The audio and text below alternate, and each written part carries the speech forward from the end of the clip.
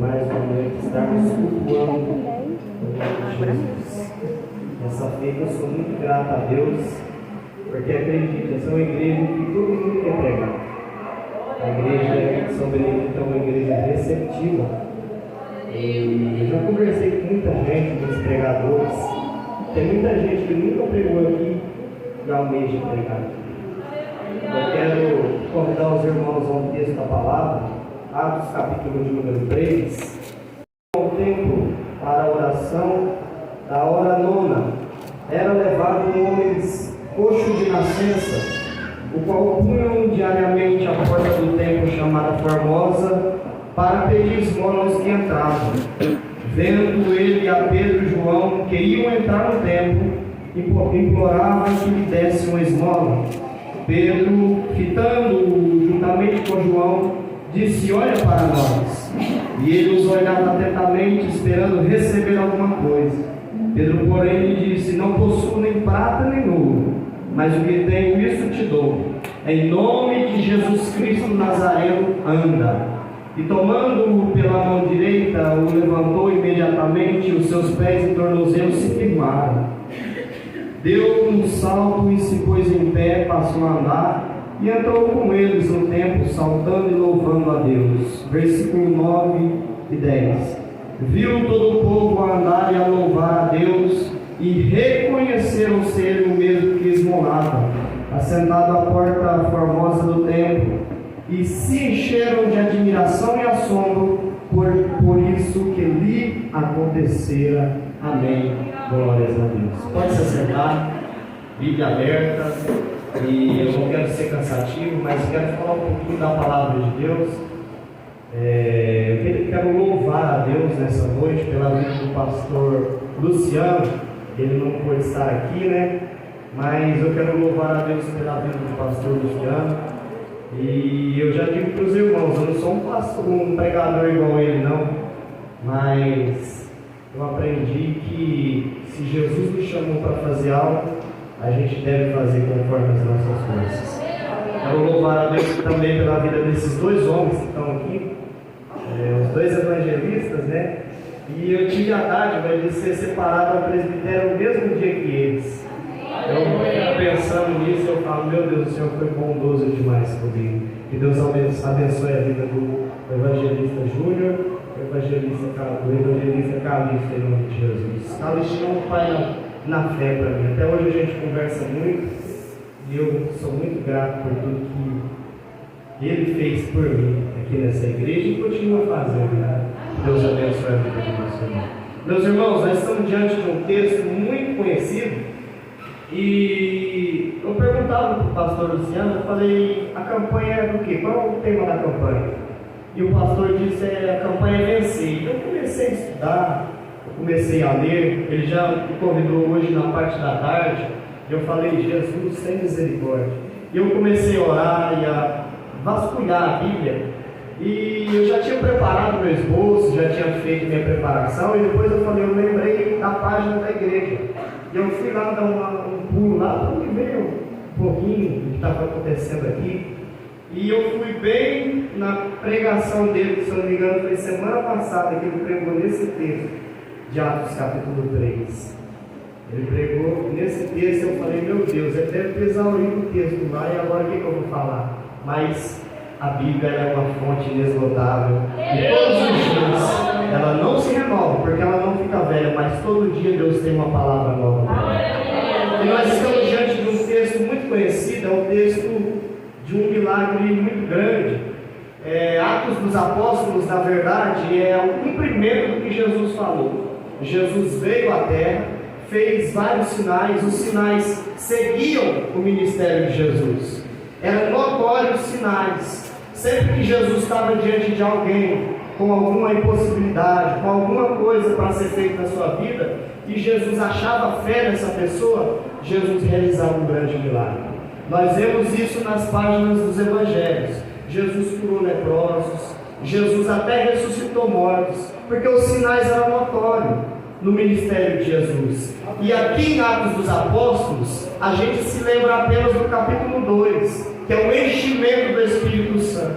Mas a verdade é que Atos dos Apóstolos é o cumprimento das palavras de Jesus. Porque Jesus, certo dia, diante dos seus discípulos, ele disse: vocês estão vendo o que eu estou fazendo, vocês estão vendo as maravilhas que eu estou operando, mas vocês vão fazer obras maiores. E a Bíblia diz em Atos dos Apóstolos que essas obras se cumprem, tanto que os sinais são tão grandes que até a sombra de Pedro curava. A Bíblia diz que quando Paulo pregava, Paulo tinha um lenço na sua Bíblia, né? Porque Paulo era pentecostal, todo mundo tem um lenço na sua Bíblia, né? Paulo usava esse lenço. A Bíblia diz que eles pediam o lenço de Paulo, porque sabiam da graça de Deus na vida daquele homem. Então, Atos dos Apóstolos é isso, é o cumprimento das palavras de Jesus. Vocês vão fazer obras maiores do que essa. E nós vamos vendo muitos milagres acontecendo em Atos dos Apóstolos. E o capítulo 3, ele narra esse grande milagre, apenas pela pregação, apenas pela autoridade de Pedro em falar da autoridade do nome de Jesus, porque no nome de Jesus tem poder. A Bíblia diz que esses homens, Pedro e João, eles vão subindo a porta do templo, e a Bíblia diz a hora nona. Se nós formos ver o calendário, o relógio dos judeus, o dia do judeu começa às 6 da tarde. E eles dividem o dia em 2 períodos. E no dia do judeu, todo judeu é assim. Eles dividem os seus dias em períodos de oração. E eles têm 3 períodos de oração: às 9 da manhã, às meio-dia e às 3 da tarde. E quando a Bíblia diz que era a hora nona, estava dizendo, eles vão subindo ao templo, a hora da oração, a hora nona, são 3 horas da tarde. Eles sobem no último período de oração e eles se dão de conta de um homem impossibilitado de entrar no templo. E a Bíblia diz que aquele homem olha para eles e diz assim: me dá alguma coisa, me dá uma esmola. Pedro, mais duro do que o homem, olha e diz assim: rapaz, a gente está pior que você, a gente não tem nem um centavo, mas faz o seguinte, eu tenho algo mais precioso para você. Em nome de Jesus, levante e anda. E a Bíblia diz que o homem recebeu aquela palavra, e a Bíblia diz que Jesus começa a construir. Eu não sei se estava destruído, eu não sei se nem tinha, eu não sei se não funcionava, mas a Bíblia diz que Jesus começou a mexer nos dedos daquele homem. Jesus começa a firmar as pernas daquele homem, e parece que ele não creu muito, porque a Bíblia diz que é obrigado Pedro tomar ele pela mão direita, levantar, e aí ele começa a andar. Porque a palavra é assim, a palavra é para quem recebe. A palavra é lançada, a palavra é profética. Às vezes a gente vem aqui e fala assim: ó, Jesus te dê saúde. A pessoa até vem aqui na frente, mas às vezes não crê. Mas você precisa entender que a palavra profética, ela tem poder para mudar a vida. Às vezes nós não recebemos o nosso milagre porque a gente não crê. Às vezes a gente vem aqui para as pessoas não pensarem: ah, é muito sem fé. Só que a gente vem aqui sem fé. Eu estava conversando com o Rodolfo, Diácono Rodolfo, na van, sobre hipocrisia. Tem muitas pessoas que agem com hipocrisia por causa do que os outros vão pensar. Esse papo rendeu muito. A gente teve uma viagem muito longa, os irmãos sabem muito bem. Nosso irmão esteve ali na viagem missionária.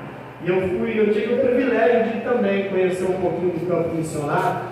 E nós conversamos bastante, mas essa é a realidade.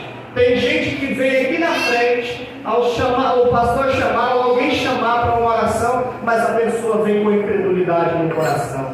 Mas a pessoa vem não crendo no que Jesus pode fazer. Mas a pessoa não vem crendo na palavra de Deus. Mas eu quero te dizer, a palavra de Deus, ela tem poder para curar. A palavra de Deus, ela tem poder para salvar. A palavra de Deus, ela tem poder para fazer o impossível, porque Deus é fiel. E a Bíblia diz que esses homens, eles fazem isso. Pedro e João, eles pregam para esse homem se levanta, e a Bíblia diz que ele entra no templo. Mas eu quis dar uma revisada geral na história aqui para que você lembre-se, mas eu dividi essa pregação em 3 tópicos. O primeiro tópico é que a história desse homem revela a verdadeira riqueza.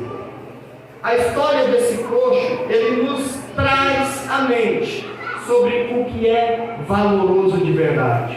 Porque o versículo de número 3 diz a Bíblia que ele olha para Pedro e João e diz assim: e vendo Pedro que João iam entrar no templo, imploravam para que lhe desse uma esmola. Olha só o que é a verdadeira riqueza, porque nós não temos, muitas das vezes nós não temos consciência do que tem. Na verdade a gente acha e dá valor àquilo que é preço, porque o meu carro, ele tem preço, o meu sapato, ele tem preço, a minha roupa tem preço, mas tem coisas que têm valor na minha vida. Por exemplo, a minha família, ela tem valor, mas não tem preço, porque ela não pode ser negociada. A minha salvação, ela tem valor, mas ela não tem preço, porque nós não podemos negociar. Isso o texto desse homem, a história desse homem nos ensina. Ele nos revela as verdadeiras riquezas. Ele nos ensina o que é riqueza de verdade. Por quê? Porque ele olha e diz assim: me dá uma esmola. Aí Pedro diz assim: eu não tenho ouro e nem prata. Dinheiro, riqueza. Eu não tenho ouro e nem prata, mas o que tenho te dou. Aí ele vai oferecer Jesus. E aqui nós aprendemos essa lição maravilhosa, que tem coisas na nossa vida que tem preço, mas só Jesus tem valor. E tem coisas na nossa vida que é para essa terra, mas só Jesus, ele é para cá e ele sobe para a eternidade. A história desse homem nos ensina isso, nos ensina o que é riqueza de verdade. Quando eu lia, Deus ele me levou, na hora, Deus me levou à história daquele homem, daquele jovem rico, no capítulo 19 de Mateus. Ele chega a Jesus e chama Jesus de bom mestre. E Jesus diz assim: bom não sou bom não. Bom é Deus que dá salvação para os homens. E a Bíblia diz que Jesus vai conversando com aquele rapaz, e Jesus diz assim: ah, você quer entrar na eternidade? Você quer fazer parte do céu? Você quer conhecer o verdadeiro valor da riqueza? Daquilo que é riqueza de verdade? Faz o seguinte: pega tudo que você tem, vende, e eu vou te dar um tesouro no céu. Olha só, você tem, vende, dá aos pobres, e você vai ter um tesouro no céu. Aí a Bíblia diz: e quando você fazer isso, vem e segue. E a Bíblia diz que depois que o jovem escuta essas palavras, ele vira as costas para Jesus e vai embora, porque ele não tinha clareza do que é riqueza de verdade, porque ele não sabia o que é algo a ser valorizado de verdade. O que eu quero dizer nessa noite é que tem coisas na sua vida que não pode ser negociado. É que tem coisas na sua vida que não pode ser, você não pode colocar preço. É que você precisa entender que a verdadeira riqueza, ela está ao céu.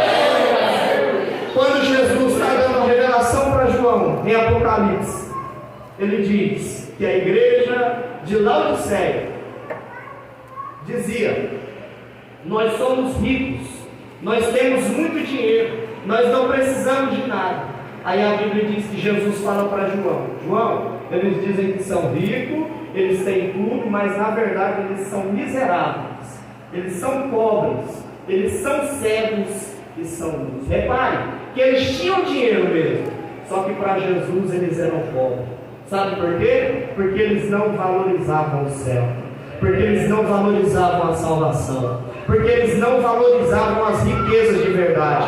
E nessa noite eu louvo a Deus, porque essa igreja é uma igreja ensinada, e ela tem em mente que Jesus é mais valioso do que qualquer bem dessa terra. Ela tem consciência de que ter bens aqui é bom, mas melhor mesmo é ter Jesus na sua vida. É isso que Pedro e João diz: nós não temos ouro nem prata, mas nós temos Jesus para oferecer para você. E a Bíblia diz que aquele homem aceita aquela palavra, e ele não crê na palavra. Parece que ele ficou meio duvidoso do milagre, parece que ele achava muito difícil aquilo acontecer mesmo na sua vida, porque Pedro fala assim: em nome de Jesus, levanta e anda. E a Bíblia diz que ele fica no chão, ele não consegue se levantar, porque ele já está há mais de 40 anos ali naquela situação. Já faz tempo, ele está acostumado a ficar daquela maneira. E a palavra profética, ela é isso. Ela é para quem não se acostuma com a sua situação. Quando nós viemos numa campanha como essa, nós precisamos vir aqui crendo que independente da minha situação, que independente daquilo que eu estou passando, que independente do que precisa ser feito na minha vida, a palavra profética ela pode fazer. E a Bíblia diz que Pedro e João tomam ele pelas mãos, e nós aprendemos uma lição maravilhosa nesse texto.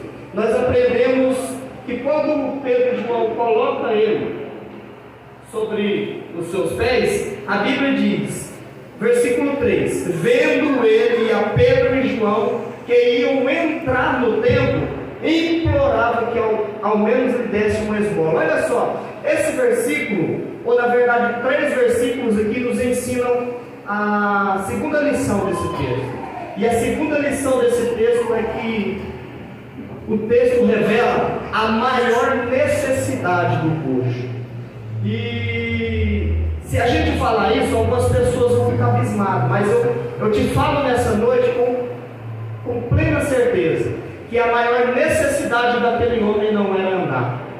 A maior necessidade daquele homem não era ficar sobre os seus pés, porque ele era coxo, ele só se arrastava. E dependesse de lugares, dependia de alguns lugares, ele não podia se arrastar por ser muito longe, então ele tinha que ser carregado. Então a casa desse homem era longe do templo.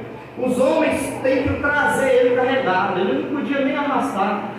Mas esse texto ele nos ensina a segunda lição. E quando Deus ministrou isso aqui no meu coração, eu confesso que as lágrimas desceram no meu rosto. Porque a segunda lição desse texto é que a maior necessidade daquele homem não era andar. A maior necessidade daquele homem era entrar no templo para adorar a Deus.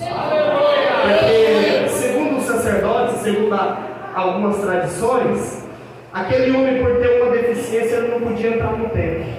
Aquele homem, por ter uma deficiência, ele não podia entrar no templo para adorar a Deus. É por isso que os sacerdotes passam, como quem diz assim, o máximo que você pode chegar é aqui na porta formosa. O máximo que você pode ficar do templo é aqui de fora. E a Bíblia diz que Pedro e João olham e vê a necessidade desse homem. E a maior necessidade desse homem era entrar. E eu creio que também era a maior necessidade e também era o maior desejo dele. Porque olha só como era a maior necessidade dele. 3 versículos nos provam isso. Versículo 2: e era levado um homem coxo de nascença, o qual punham diariamente à porta do templo chamada Formosa, para pedir esmola aos que entravam. Olha só, versículo 3: vendo ele a Pedro e João, que iam entrar no templo, imploravam. Olha só, que iam entrar no templo. Então o versículo 2 fala aos que entravam, o versículo 3 fala que ele via que eles iam entrar, e o versículo de número 8: e deu um salto e pôs-se em pé e passou a andar e entrou e começou a adorar a Deus. Olha só que coisa maravilhosa. 3 versículos no contexto imediato da teologia nos ensinam que quando a palavra é repetida muitas vezes no mesmo texto, é porque Deus, ele está, a ênfase do texto está na repetição das palavras. E por 3 vezes, em 9 e 10 versículos, a Bíblia diz que esse homem almejava entrar. A Bíblia diz que por 3 vezes, em 10 versículos, esse homem queria entrar. E quem sabe ele já tinha até um hino, eu não sei se ele fosse pregador, ele já tinha um esboço pronto, mas ele não podia, porque ele tinha uma deficiência. Aí Deus desperta Pedro e João na hora da oração, duro, em vez de entrar de vez, ele diz: para aí para ele, prega para ele. E quando Pedro e João pregam para ele, ele diz: ó, nós não temos prata, não temos ouro, mas o Deus que conhece a sua necessidade, ele nos enviou aqui, em nome de Jesus, levante ele. E a Bíblia diz que quando ele foi curado, a primeira coisa que ele fez foi entrar no templo. A primeira coisa que ele fez foi correr em sentido à porta central do templo. Imagino que tinha alguém na frente e ele diz: sai da minha frente, porque é a minha oportunidade de entrar. E eu acho maravilhoso que quando ele chega lá, a Bíblia diz que os homens olham para ele e ficam admirados. Eles olham e dizem assim: você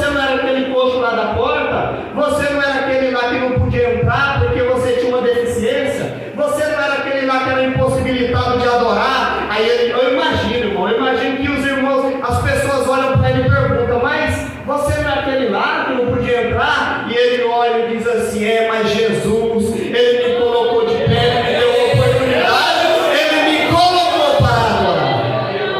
E às vezes nós estamos aqui não adorando, às vezes nós viemos aqui bater papo, às vezes a gente vem aqui mostrar a nossa roupa nova, às vezes a gente vem aqui, eu não estou falando isso para ferir ninguém, mas às vezes a gente vem aqui para fazer tantas coisas, mas a gente não vem adorar, mas a gente não vem com sentido próprio de glorificar a Deus. É por isso que a gente passa campanha, entra campanha, faz campanha e nada acontece. É porque a gente não vem com o propósito de adorar. Mas se você sair da sua casa nessa noite com a intenção de adorar, eu não sei qual é o seu problema e muito menos a gravidade dele, mas se você veio para adorar, adore, porque Jesus está aqui para mudar a sua história. Adore porque Jesus te deu essa oportunidade. Adore porque você não é coxo, porque Jesus te colocou de pé. Jesus faz isso. Jesus, ele vai na nossa maior necessidade. Jesus, ele conhece o profundo e o escondido. Jesus, ele conhece o nosso íntimo. Jesus, ele sabe onde o médico não sabe. Jesus, ele conhece até o que o nosso cônjuge não sabe. Mas quando você entra para adorar, quando você vem com a sua alma ferida, quando você chega aqui só os pedaços, aí você abre a boca e diz: porque ele vive. E quando o seu louvor começa a sair da sua boca, do seu coração, Jesus, ele começa a restaurar a sua alma. Jesus, ele começa a fazer coisas novas na sua vida. Jesus começa a transformar a sua história. Porque Jesus, ele faz isso. Jesus vai na maior necessidade. Jesus olha para ele e diz assim: eu sei que a sua maior necessidade não é nada, mas ele coloca ele de pé. Ele diz assim: eu vou te colocar de pé, para me ouvir o louvor que sai da sua boca. Aí Jesus coloca esse homem lá dentro do templo, e os sacerdotes admirados. A Bíblia diz que eles ficaram assombrados. Eles ficaram assombrados. Então, imagina, você chega aqui, tem um homem aleijado que já faz mais de 40 anos, e você vai embora. Você vê ele, dá paz do Senhor para ele, e você vai embora, e quando você chega no outro culto, ele está aqui, e ele está em perfeita saúde. Ele está restaurado. É de se admirar mesmo. Mas é isso que Deus faz. É isso que Deus faz, irmão. Porque enquanto os sacerdotes estão dizendo assim, ó, ele não pode entrar porque ele é coxo, aí Jesus olha para o coração dele e diz assim: tem um louvor pronto, né? Tem um louvor pronto, mas não pode. Tem uma pregação aí no gatilho, mas você não pode pregar porque os sacerdotes não deixam, mas eu vou te colocar lá dentro. A graça faz isso. A graça nos coloca onde ninguém imagina. A graça nos coloca onde ninguém imagina. A gente olha para pessoas que a gente conhece aí, que vivia nas drogas, na bebida, na prostituição, e depois de um tempo a gente passa e a gente vê essa pessoa no altar, a gente vê uma pessoa dessa no círculo de oração, a gente vê uma pessoa dessa aí no meio da mocidade, e a gente não entende o que aconteceu. É porque Jesus entrou na vida dele. É porque Jesus mudou a história dele. É porque Deus, ele coloca pessoas aonde a gente nem espera. E a palavra de Deus, nessa segunda lição que eu tenho para a tua vida, é que se você veio aqui para adorar, é que se você veio aqui para essa campanha, crendo que Deus pode fazer um milagre, Ele vai te colocar até onde nem você mesmo imagina. Talvez você pensou em chegar em algum lugar, e Deus está dizendo: eu vou te colocar em lugares melhores, eu vou te colocar em lugares maiores. Eu não sou pregador da teologia da prosperidade, não, mas eu creio na bênção de Deus para a vida da igreja.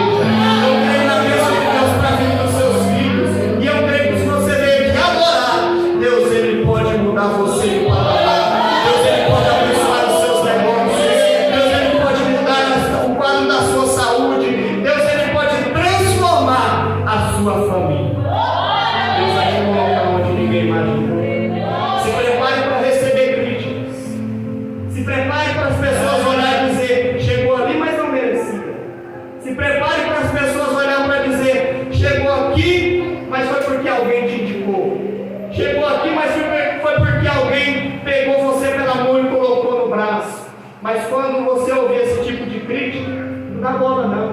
Sabe por quê? Quem te colocou lá garante. Se foi Jesus que te colocou em algum lugar, não precisa ter medo do mundo. Se foi você que falou quem quer puxar o teu tapete, quem quer derrubar você, sabe por quê? Deus, Ele sustenta os seus filhos aonde Ele coloca. Ele coloca Daniel e os meninos lá na Babilônia. A Bíblia diz: vamos derrubar ele. Olhavam para ele dizendo assim: vai ser governador aqui? Não, a gente tem mais tempo aqui na Babilônia. Aí Deus fala assim, ó, a Bíblia diz: e achou graça aos olhos de Deus. E achou graça aos olhos de Deus. Sabe o que é isso? É que Deus colocou lá e ninguém tira mais. Deus exaltou e ninguém derruba mais. Deus levantou e ninguém vai tirar de Deus vê a necessidade desse homem. E esse homem entra e começa a adorar. Eu vou encerrar, mas a Bíblia diz, e nós aprendemos a última lição desse texto. A última lição desse texto é um show. Porque eu imagino que Pedro, ele vai para lá e a Bíblia não fala isso, mas a Bíblia me dá condições de conjecturar isso. A Bíblia fala que Pedro prega, o homem entra, aí os homens começam a olhar para Pedro e João, com os olhos firmes, Pedro e João. E Pedro discerne. Pedro olha assim: eles estão querendo trazer a glória do milagre para nós. Vamos pregar contra isso. Porque homem de verdade, ele não pega a glória para si.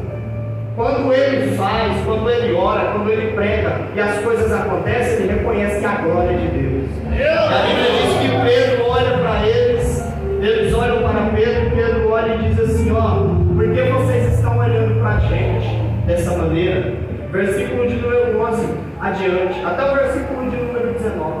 E a Bíblia nos ensina, nesses versículos, a última lição dessa noite é que aquele coxo, ele era a pregação de Pedro.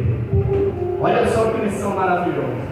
Eu comecei a pensar e eu falei: Jesus, se Pedro fosse um pregador como eu, ele estava preocupado com o que ia pregar. Porque, irmãos, dá dor de barriga, dá frieza, dá calafrio. Dá calafrio. Quando fala assim: Fabrício, hoje você vai pregar. Não é fácil, não, é uma luta. Então Pedro, imagino que Pedro ele fica com um pouco de medo. O que eu vou pregar hoje, Jesus? E a Bíblia diz que Deus coloca um coxo no caminho dele. Ele prega para ele, os homens vão lá, ele entra no templo com eles e os homens vêm. Aí Pedro começa a usar o milagre dele para pregar para aquele homem.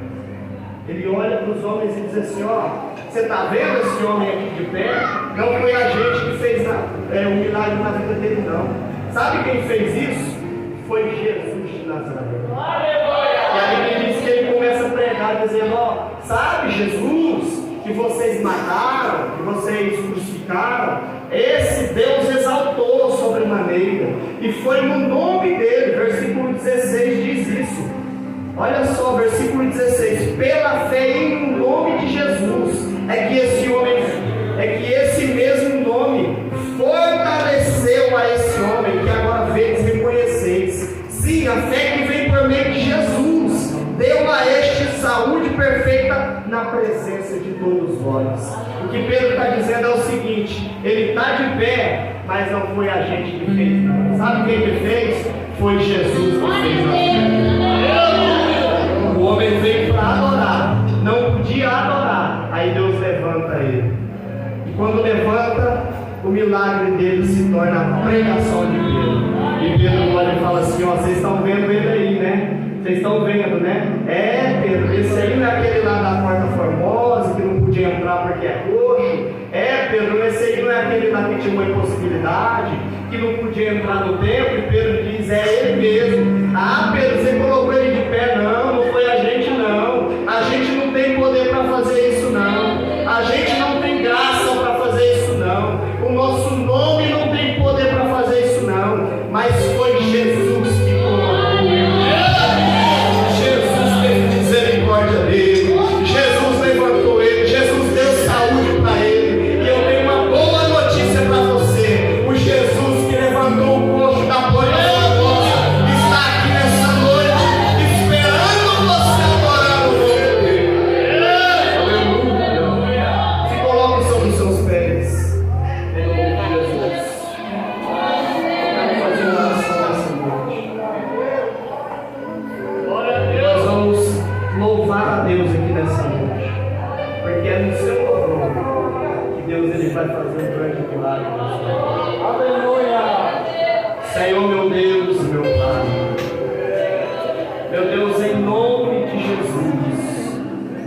no